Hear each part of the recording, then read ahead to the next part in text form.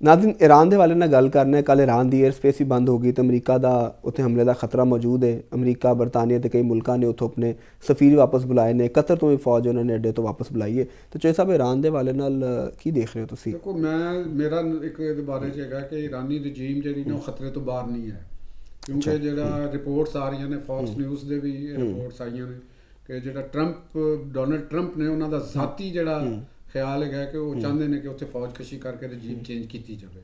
उन्होंने कुछ एडवाइजर शायद ये कर रहे हैं या कुछ बाहर के मुल्क जो उन्होंने इतिहादी ने उन्होंने उत्ते कोई उन्होंने तहफजात होंगे जिसकी वजह नाल डिले हो रहा है।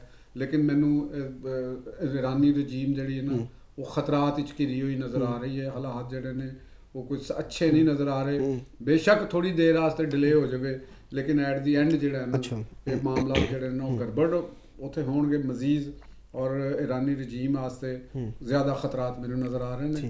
तो पाकिस्तान ने तो वाज़े ऐलान कर दिता कि जी असी उन्होंने साढ़े सरजमीन जी ना वो नहीं इस्तेमाल होएगी किसी जमीन भी एयर स्पेस भी। पाकिस्तान की पॉलिसी मेरा ख्याल है बड़ी बैलेंस्ड पॉलिसी है।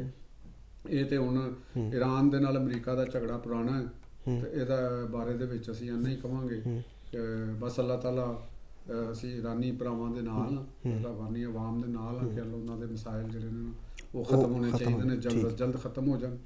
तो मेरा ख्याल है कि हुण असीं एक जांदे जांदे इहदे नाल ही हाँ क्योंकि टाइम बहुत शॉर्ट रह गया। गल तो मैं चाह रहा सी कि असीं ग्रीनलैंड वेनेजुएला ते भी करदे लेकिन हुण तुसीं पैगाम दिओ तो फिर इंशाअल्लाह उत्ते भी लंबा काम हो जाएगा। कल गल कर लवांगे मौका मिलिया तो अज दा पैगाम है फोग बहुत ज़्यादा है और सर्दी भी बहुत ज़्यादा है।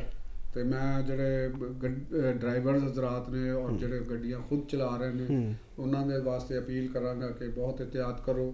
और क्योंकि पाकिस्तान के अंदर 30,000 एक्सीडेंट सालाना हो रहे हैं, बहुत बड़ा नंबर है, वध जाते हैं।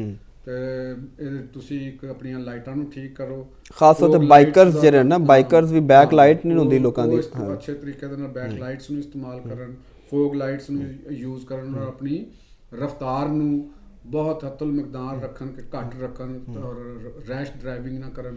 हादसा तो बचो, अपनी जाना भी बचाओ तो लोकां दी भी जाना बचाओ। हाँ नहीं बड़ा खूबसूरत मैसेज है कि